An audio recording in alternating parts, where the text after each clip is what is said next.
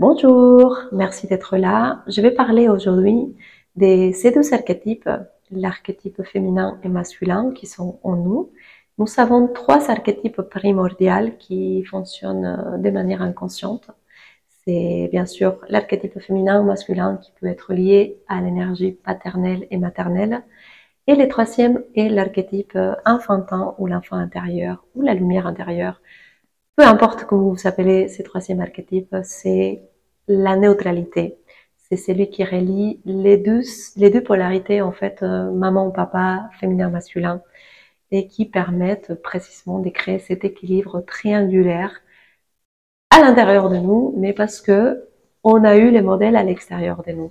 Aujourd'hui, je vais vous inviter à approfondir avec moi, à réfléchir avec moi, par rapport à ce que nous avons reçu comme information du monde extérieur et qui fait qu'aujourd'hui, ces trois archétypes fonctionnent de manière inconsciente et que on n'a pas encore, on va dire, les mains sur ces fonctionnements intérieurs et que malheureusement nous sommes encore dans la réaction inconsciente ou vous appelez ça plus facilement subir la vie, les autres. Et je vois que le challenge pour plusieurs personnes aujourd'hui est d'incarner ces trois archétypes, de mettre de la conscience sur ces trois archétypes et commencer à vivre une vie intègre, une vie souveraine, une vie libre, où je vais d'abord vous dire mon concept de la liberté, que c'est ma vérité à moi. La liberté, ça ne veut pas dire faire ce qu'on a envie de faire.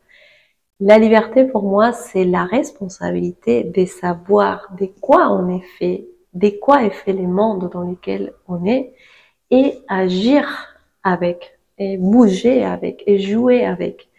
La liberté, ce n'est pas créer du chaos partout sans après se responsabiliser de ces chaos et le transformer en fait. Nous sommes au niveau des consciences, nous sommes comme des enfants qui sont en train de jouer avec plein de choses en ce moment, d'expérimenter plein de choses, d'aller bouffer beaucoup d'informations à l'extérieur, des expériences, des sciences, informations, euh, et je pense que le moment est venu pour plusieurs âmes déranger tout ça, de comprendre l'essence de tout ça.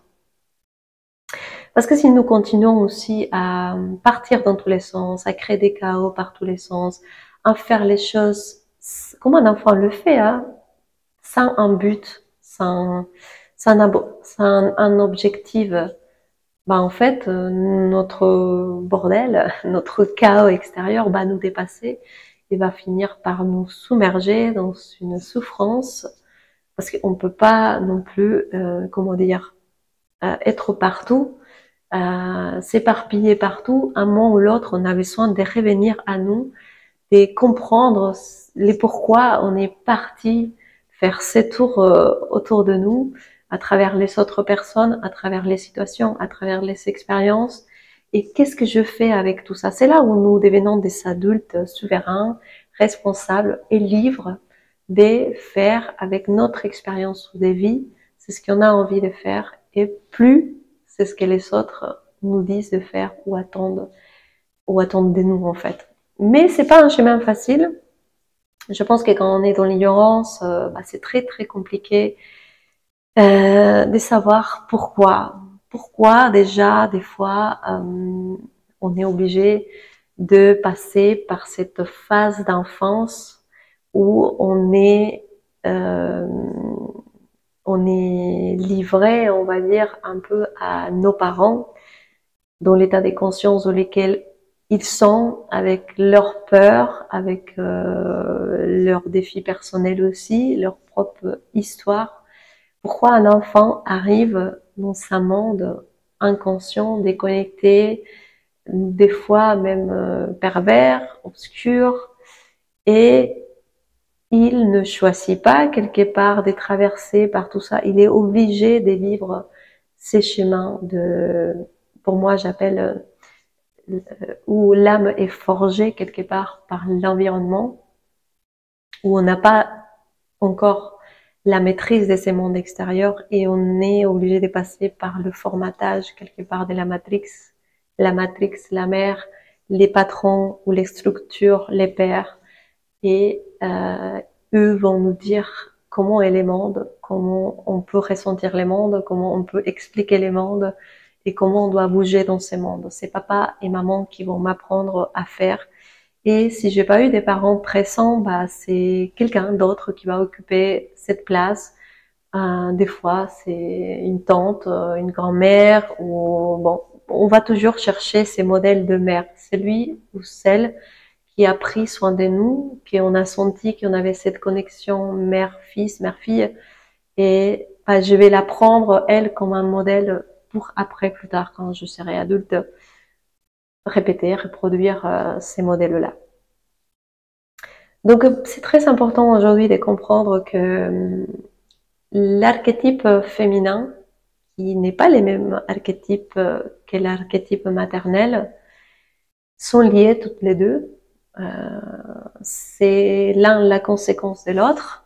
Je crois que d'abord il y avait que le féminin, mais pour se reproduire et se multiplier, le féminin a créé cet archétype maternel. C'est là où on a commencé à se reproduire, à se multiplier, et l'archétype de la mère a émergé. On a trop gonflé cet archétype maternel qu'aujourd'hui beaucoup de femmes qui sont mamans oublient qu'elles sont des femmes, et deviennent que maman de tout le monde, de ses enfants, mais de ses maris, de leurs collègues, voilà. Et on materne tout en fait. Donc c'est là où je pense que cet archétype, au fur et à mesure de notre évolution humaine, a fini par prendre trop de place, se déformer aussi. Je crois que à cause de toutes les expériences précédentes, les guerres, la massacre, la colonisation, la famine, les plagues, tout ce que nous avons vécu a fait que cet archétype de la mère a été très très blessé, traumatisé, et finalement elle a développé un mécanisme de survie qui est manipulé. C'est la blessure de l'archétype maternel féminin, bon, c'est lié. C'est la manipulation. Pourquoi une femme manipule? C'est un mécanisme de survie qui permet de garder tout le monde autour d'elle, comme ça les hommes ne partent pas à la guerre, ils s'éloignent pas trop, ou ses enfants, et comme ça elle peut garder tout le monde sur ses griffes, des fois, parce que ça peut être une manipulation très perverse aussi. Et c'est comme ça qu'elle croit qu'elle maintient en vie les gens qu'elle aime. C'est tordu, c'est ce que je vous explique peut-être, mais bon, c'est un mécanisme de survie qui a bien fonctionné quelque part. On a pu garder nos enfants en vie plus longtemps, notre famille en vie plus longtemps, grâce à ces mécanismes de s'enfermer, d'enfermer tout le monde sur nos selles, sur notre protection. Et bah, aujourd'hui, comme les temps changent et l'évolution aussi nous pousse à dépasser certaines leçons de vie, je crois qu'aujourd'hui la manipulation n'a plus besoin d'exister. Au contraire, c'est le lâcher prise qui est la leçon aujourd'hui, et la femme doit guérir le féminin, ou l'archétype maternel doit guérir cette blessure de la perte, de la mort, de l'abandon aussi quelque part, qu'elle a suivi tout au long de notre évolution comme archétype féminin et maternel. Donc voilà, c'est ce que je peux vous partager de ma vision par rapport à cette blessure de la manipulation. Il faut aussi avoir beaucoup de compassion envers nos mamans, envers nous aussi, parce qu'on continue à le faire, hein, peut-être de manière plus consciente ou moins lourde, mais c'est encore un mécanisme qui est là, qu'il faut observer quand on a envie de manipuler quelqu'un, pourquoi on a envie de manipuler la personne, pourquoi on le fait? Et quand on comprend que c'est parce que j'ai peur que l'autre meure, j'ai peur que l'autre s'éloigne, j'ai peur que l'autre m'abandonne, j'ai peur de me séparer des autres, j'ai peur de me retrouver tout seul. Quand une femme ou un homme, parce qu'on a tous ces archétypes à l'intérieur de nous, il prend conscience de sa peur, il peut rendre sa liberté à l'autre personne et se responsabiliser de cette blessure et se répéter une et une autre fois à l'intérieur de soi des maintenant on n'a plus besoin de faire ça, maintenant on peut s'occuper de soi, maintenant on peut faire confiance à ces mondes plus ou moins, même s'il y a encore un peu de violence autour de nous. Bon, c'est pas au même niveau qu'avant en fait. Donc il faut petit à petit commencer à nouveau à faire confiance à la vie, faire confiance au chemin des vies de nos enfants, de nos maris, de nos couples, de nos amis, de toutes les personnes qui sont autour de nous, de détendre un peu cette tension que la femme ou le féminin a créée autour d'elle pour attirer tout envers elle, attirer tout, enfin que tout le monde tourne autour d'elle. Elle peut lâcher maintenant. Elle a accompli sa mission, elle s'est reproduit, elle s'est multipliée. Maintenant, on peut laisser tout le monde partir faire sa vie, expérimenter. Et voilà, c'est un peu envers nous où nous allons. Il faut aussi avoir la patience de s'accompagner à le faire à son rythme, à son niveau. Mais c'est qu'à travers la conscience, c'est à travers l'observation, à travers les larmes, les pleurs aussi, parce que guérir ça, c'est quand même d'abord passer par la reconnaissance de pourquoi je me suis appropriée de cette façon d'être en fait, parce que c'est qu'un choix finalement. Je peux choisir d'être une femme ou une énergie féminine libre, souveraine, vivre ma vie et laisser aux autres vivre sa vie, ou je peux être une femme manipulatrice et avoir ces mécanismes de survie, d'attirer tout le monde vers moi et ni vivre ma vie, ni laisser les autres vivre leur vie non plus. Donc, à observer, à contempler, à transformer aussi. Et petit à petit, bah, je pense que si vous mettez de la conscience sur ça, tout simplement, et vous changez votre discussion intérieure envers vous-même, si vous vous parlez à chaque fois que vous êtes en train de reproduire un mécanisme inconscient, de réagir à cette blessure, vous allez pouvoir transformer cette blessure en force et se dire, bah en fait, voilà, je n'ai plus besoin de manipuler pour avoir l'amour, l'attention ou garder tout le monde en vie. Je peux aussi, au contraire, donner la liberté aux autres de s'expérimenter, d'être et voilà, accompagner. C'est notre rôle, c'est accompagner. Et je vais parler aussi de la blessure de l'homme, la blessure du contrôle, chose qu'on commence à voir beaucoup en ce moment. Même nous, les femmes aussi, on commence à révéler ces côtés masculins de je veux contrôler tout. Et c'est pareil, les hommes, ils sont appris à contrôler tout pour éviter les dangers, pour pouvoir, comment dire, coloniser, structurer une civilisation, même une famille. Bah, on a besoin de cette énergie dictatrice, tyranne, je sais pas comment dire, être un tyran, de dire c'est comme ça et tout le monde fait comme ça et je contrôle tout. Et on a eu besoin un temps de cette énergie masculine négative dans cette polarité de je dis il y a une différence entre la discipline et la tyrannie en fait. Et ben, on est parti plutôt dans la tyrannie avec notre histoire. On a eu plein de tyrans qui ont un peu, grâce à cette force négative, on peut quand même ordonner un petit peu la société. Il faut se dire aussi que grâce à ça, nous avons aujourd'hui une société plus ou moins ordonnée. Ça marche. Il y a encore des choses à améliorer, tant mieux pour nous, parce que notre côté créatif va toujours chercher à améliorer les choses. Mais c'est précisément pour ça que je fais cette vidéo, c'est pour vous parler un petit peu de l'importance et comprendre qu'est l'archétype féminin maternel et l'archétype masculin et paternel.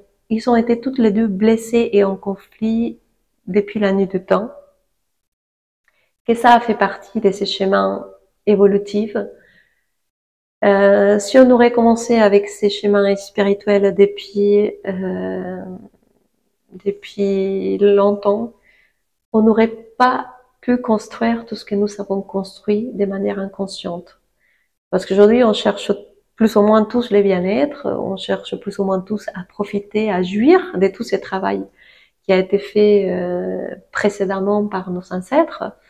Nous pouvons nous poser un petit peu enfin, ça y est, on a un peu organisé la société, ça marche un peu près correctement, on a des immeubles, on a des maisons, on a des infrastructures, on a des systèmes économiques, des systèmes de santé, on a préparé un peu le terrain, on va dire, pour les temps que nous sommes en train de vivre aujourd'hui, de nous détendre un peu, jouir un peu de ce que nous avons construit jusqu'à présent, pour avoir aussi ces temps de réflexion, ces temps d'intégration et améliorer ce qui est déjà. Parce que nous n'allons pas détruire tout ce qui est déjà, nous allons le améliorer tout simplement, l'adapter aussi. On n'a pas besoin de bosser comme des malades. Nos ancêtres, ils s'étaient programmés pour bosser, bosser, faire la guerre, construire, bosser, faire la guerre, construire, se reproduire. Mais ça y est, c'est bon, on s'est multiplié trop vite, on a construit trop vite tout. Et aujourd'hui, nous pouvons ralentir un peu les rythmes de vie, profiter un peu et voir après vers où la vie nous amène. Mais c'est très important aussi pour notre archétype masculin et paternel de lâcher les contrôles. Nous ne pouvons pas contrôler tout. Nous ne pouvons pas être tout le temps dans cette cette alarme d'être tout le temps alerté par contrôler tout et nous défendre des ennemis, être tout le temps en mode guerre, en mode bataille, en mode lutte, en mode contrôle, parce que ça nous amène à une rigidité mentale en fait, et c'est là où nous sommes piégés aujourd'hui aussi, dans cette rigidité mentale, cet esprit cartésien, cette mentalité carrée dans laquelle nous ne pouvons pas avoir plus que ces 4 murs que nous avons créés autour de nous pour nous expérimenter. J'aime bien dire aussi que j'adore cette énergie masculine quand elle est bien exprimée. Et je déteste les côtés masculins obscurs dans lesquels les hommes, ils sont appris qu'à travers la peur, ils peuvent contrôler. À chaque fois qu'un homme essaye ou fait peur à un enfant ou à sa femme ou aux autres, il est en train d'utiliser son énergie masculine noire, obscure, perverse. Mais c'est comme ça que ça a marché jusqu'à présent. C'est grâce à la peur. Je fais peur aux autres. Je fais peur parce que dans leur évolution, les hommes, ils sont appris à développer un côté sauvage, violent, agressif. Pour aller faire la guerre, il fallait. Pour coloniser, il fallait. Pour violer, il fallait. Pour agresser, il fallait. Mais les temps ont changé. On n'est plus dans ces mondes. Et il faut que les hommes aussi, ils s'apprennent à s'adapter et à utiliser cette énergie masculine, plutôt les hommes et les femmes aussi qui ont cette énergie. Attention, il ne faut pas s'enfermer dans homme-femme, c'est plutôt psychologique, mental, spirituel, énergétique que physiologique. Donc c'est le moment aussi, où les hommes doivent commencer à utiliser cette énergie. Pour moi, c'est s'affirmer tout simplement, de dire non avec fermeté, de dire c'est comme ça avec fermeté, et donner aussi la possibilité au féminin d'apporter sa part, sa vision des choses. L'homme, il doit s'ouvrir à sa propre énergie féminine. Et l'énergie féminine ne contrôle pas, elle manipule. C'est deux façons différentes, mais c'est la même chose à la fin. Hein. L'objectif est quoi? C'est de contrôler, manipuler, c'est de garder les autres enfermés dans leur modèle, dans leur façon de penser, de se relationner avec eux-mêmes et avec la vie. Et aujourd'hui, je crois que tous les enfants, les adolescents sont en train de briser notre modèle. Ils sont plus ouverts, ils sont plus flexibles, ils lâchent très facilement les choses, ils peuvent imaginer facilement d'autres solutions, ils sont détachés de tous ces mondes matériels. Pour moi, ils sont beaucoup plus dans cet vrai état d'être vers lequel nous allons. Mais c'est à notre génération, et je parle aux gens des 35, 40, 50, 60, et bon, aux dinosaures, on va dire. Nous sommes tous, cette génération, nous sommes censés quand même faire l'effort, le travail, de détendre en fait, de relâcher notre rigidité mentale, notre façon de voir les choses, nos blessures, ce que nous croyons être, ce que nous imaginons de ces mondes, c'est ce que nous croyons des autres. Tout ça, on doit absolument le transformer. Je dis, le monde, il est comme toi tu es à l'intérieur. Le monde n'est qu'un reflet de ce que tu crois qui est le monde à l'intérieur de toi. Il faut transformer sa perception intérieure. Pour ça, on doit se connaître, on doit avoir cet amour, on doit avoir cette volonté de s'explorer, de se connaître, de rencontrer ces parts de soi, de ce qui nous compose, de ce qui fait de nous qui nous sommes, notre histoire, notre système triangulaire, papa, maman, moi, féminin, masculin, neutralité, notre famille, notre système solaire qui est notre famille, toutes les personnes qui tournent autour de nous, qui font miroir d'un aspect de nous qu'on aime ou qu'on déteste. Nous devons apprendre à jouer, à être ces soleils que nous sommes et voir les énergies qui tournent autour de nous et qui nous font voir une part de nous, des lumières d'ombre que nous savons à conscientiser, à mettre en lumière. Et petit à petit, quand vous commencez à faire ces chemins des connaissances de vous, vous allez voir que vous allez être mieux dans votre création de votre réalité individuelle et vous allez être plus en résonance avec ce nouveau monde qui est en train d'émerger, qui est un monde plus libre, un monde flexible, qui est un monde des collaborations, des communions, d'échanges, d'informations, d'intelligence, des connexions, d'interréactions, des interconnexions.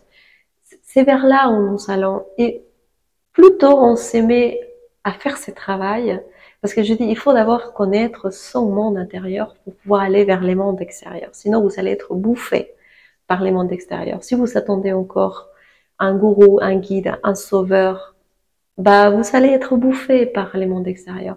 Si vous comprenez que c'est à vous de prendre les rênes de votre vie, c'est à vous de commencer à prendre les temps pour vous intéresser à vous. Et je dis des fois, c'est facile, il faut aller dans ces cellules, il faut aller dans ces systèmes organiques, de connaître son système circulatoire, son système digestif, son système sanguin, c'est le même que le circulatoire, son système nerveux, son système respiratoire. Tous ces systèmes sont un reflet de nos systèmes extérieurs. Par exemple, un exemple rapide, notre système circulatoire, c'est notre système économique. C'est comment je nourris et j'alimente tous les parts de moi, en fait. Je ne peux pas donner que du sang à mon cerveau et je ne donne pas du sang à mon estomac et de l'oxygène et les nutriments, tout ce que notre système circulatoire fait pour alimenter tout notre corps, pas que d'énergie, mais aussi des minéraux, des vitamines, des substances que nous avons, des hormones, enfin, notre sang, elle fait voyager dans tout notre corps tous les éléments que nous avons besoin pour que notre corps fonctionne et soit alimenté. Donc voilà, si je renvoie tout à mon cerveau, le reste de mon corps meurt en fait, ou s'estanque, ou pourrit tout simplement. Donc c'est pareil, notre système économique, c'est comment nous gérons notre énergie au quotidien, comment nous gérons notre monde émotionnel, comment je me ressens la plupart du temps, comment je partage cette énergie à l'extérieur, comment qu'est-ce que j'introduis dans mon monde intérieur. C'est l'économie